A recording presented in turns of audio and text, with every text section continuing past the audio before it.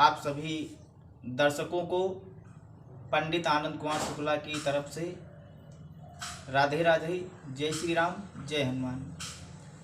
बंधुओं, इस समय मैं कुछ सोशल मीडिया पर, यूट्यूब चैनल पर वीडियो देख रहा हूँ तो मेरी आत्मा को बहुत कष्ट पहुँचता है, बहुत ठेस पहुँचती है कि आज इस भारतवर्ष में क्या हो रहा है।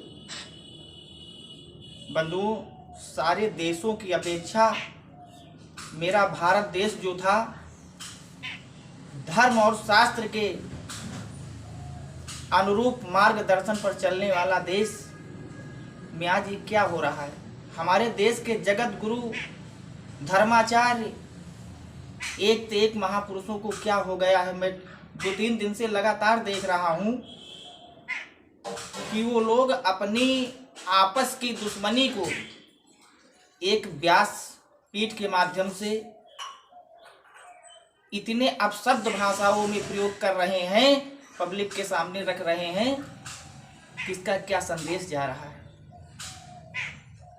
अदर देशों में जो लोग चाहते थे, अदर देश वाले, भारत के संस्कार और सनातन धर्म के शास्त्रों की जो महानता थी, उसको आज किस तरह से तार तार किया जा रहा है। बंधु, जब आप जैसे महापुरुषों द्वारा इन शब्दों का प्रयोग व्यासपीठ के माध्यम से होगा तो इस देश में क्या होगा। बंधु, मैंने आज अभी थोड़ी देर पहले एक वीडियो देखा। वो वीडियो था श्री योगी राज महाराज शक्ति पुत्र जी महाराज का, जो कि परमहंस हैं। उनके ऊपर टिप्पणी करने की मेरी कोई सामर्थ्य नहीं है, ना मैं कोई व्यास हूँ। लेकिन बंधुओं, वीडियो को देख करके आज मेरी आत्मा को इतना कष्ट हुआ है कि हमको कुछ कहना पड़ रहा है। वैसे तो मैं कुछ कहने योग्य नहीं हूँ, आप महान महापुरुष हैं, लेकिन आप लोगों में, श्री बागेश्वर धाम में या पंडोकर सरकार में, या आपके बीच जो मतभेद हैं उनको आप सब अपने तक सीमित रखिए। इस समाज में, इस संसार में आप जो ये पड़ोस रहे हो, ये अच्छी बात नहीं है। उसी के संबंध में श्री योगी राज महाराज जी ने कहा कि हम वर्ण व्यवस्था आज 30 साल से समाप्त करना चाहते हैं। बंधुओं, विचार करना, वर्ण व्यवस्था मैं और कोई बात मुझको नहीं ठेस पहुंची, लेकिन स्वामी जी ने जो कहा समाप्त करना चाहता हूं। बंधुओं, वर्ण व्यवस्था समाप्त करना आपके बस में नहीं है, किसी के बस में नहीं है। वर्ण व्यवस्था आदि से चली आई है। आप महापुरुष हैं, परमहंस हैं। आपकी उनकी जो दुश्मनी है वो मैं नहीं जानता हूं क्या है क्या नहीं है, लेकिन इस तरह के शब्दों का प्रयोग करना हमारे हिसाब से बहुत दुखित बात है। बंधु, यदि वर्ण व्यवस्था आप खत्म करना चाहते तो पहले ये बताएं कि समाज में यदि आप ब्राह्मण हैं तो क्या आप एक शूद्र की, अपनी पुत्री क्या शूद्र के यहाँ विवाह कर देंगे? हम मानते हैं वर्ण व्यवस्था कर्म से होती है, कर्म अच्छे करो तो आप अच्छे योग्य होते हैं, लेकिन वर्ण व्यवस्था का ये मतलब नहीं है। पहले तो आरक्षण व्यवस्था जब लग गई है, सरकार ने आरक्षण व्यवस्था लगा रखी है, पहले तो आप आरक्षण व्यवस्था खत्म कराएं। जैसे आपने 30 साल से इसके ऊपर कहा कि मैं वर्ण व्यवस्था समाप्त करना चाहता हूं, आज 30 साल से आंदोलन कर रहा हूं, तो उससे पहले आपको आरक्षण व्यवस्था खत्म करानी चाहिए थी, तब आप वर्ण व्यवस्था। बंधुओं, इसी क्रम में मैं एक छोटी सी कथा आपको बता रहा हूं कि वर्ण व्यवस्था क्या है, कब थी। बंधुओं, एक बार की बात है, विश्वामित्र जी पहले ब्रह्म ऋषि नहीं थे। विश्वामित्र जी पहले राज ऋषि थे, क्षत्रिय थे और एक राजा थे।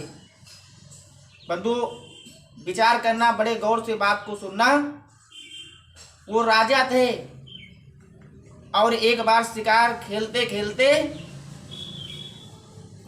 विश्वामित्र जी जो कि राज ऋषि हैं और वशिष्ठ जी के आश्रम में पहुंचते हैं, जो अयोध्यापुरी के किनारे बनाए थे आश्रम। वशिष्ठ मुनि के आश्रम में पहुंचे और जब वशिष्ठ जी ने देखा कि राज ऋषि आए हैं, विश्वामित्र जी, और देख करके उनका इतना आदर सत्कार किया। वशिष्ठ जी ने, बंधु कहा गया है कि वशिष्ठ जी के पास एक गऊ थी कामधेनु और कुछ नहीं था, और उस कामधेनु गऊ का कि ये महिमा थी कि जो भी वशिष्ठ जी कह देते थे कामधेनु माता उसको पूर्ण करती थी। बंधु इतना भव्य स्वागत किया वशिष्ठ जी ने कि जो राज ऋषि को अपने महलों में, अपने भवन में वैभव नहीं मिलता था, वो वैभव वशिष्ठ जी ने विश्वामित्र जी को उस परम कुटी में, झोपड़ी में वो वैभव प्रदान किया। यहाँ तक का व्यंजन और स्वर्ण के पात्र में भोजन, जब ऐसा वैभव देखा तो विश्वामित्र जी मन में चकरा गए और वशिष्ठ जी ने कहा, गुरुदेव ये जो आपने इतना बड़ा वैभव हमको इस झोपड़ी में दिखा दिया है, अपने आश्रम में दिखा दिया है, ये वैभव तो आज तक मैं अपने राज्य में भी, महलों में भी नहीं भोग सका। आपके पास ये वैभव, कैसे आपने मुझको ये वैभव दिखाया? तब वशिष्ठ जी ने कहा, राजन ये मेरे बस में नहीं है, ये सब, ये जो कामधेनु माता बंधी है, गौ माता, इनका प्रभाव है। बंधु विचार करना, राज ऋषि विश्वामित्र जी वशिष्ठ जी से कहते हैं, हे प्रभु ये गौ आप मुझको दे दो। वशिष्ठ जी ने मना कर दिया, इनकार कर दिया, नहीं राजन ये मेरी माँ है, मैं इसको आपको नहीं दे सकता हूं। बंधु बात यहां तक आ गई, मैं ज्यादा विस्तार नहीं करूंगा। यहां तक बात आ गई कि विश्वामित्र जी ने और वशिष्ठ जी में, दोनों में युद्ध होने की नौबत आ गई उस कामधेनु गौ को प्राप्त करने के लिए। जब वशिष्ठ जी ने देखा हमारे ऊपर आक्रमण कर देंगे, तो गौ माता के सामने हाथ जोड़कर खड़े हो गए और कहा, मां आप ही आज मेरी रक्षा करें। बंधु विश्वामित्र जी के साथ में सेना भी थी, 10,000 सेना थी, और गौ माँ की ऐसी महिमा हुई कि उनकी श्वास लेने से 10 अक्षौणी सेना तैयार हो गई अस्त्र शस्त्रों के सहित।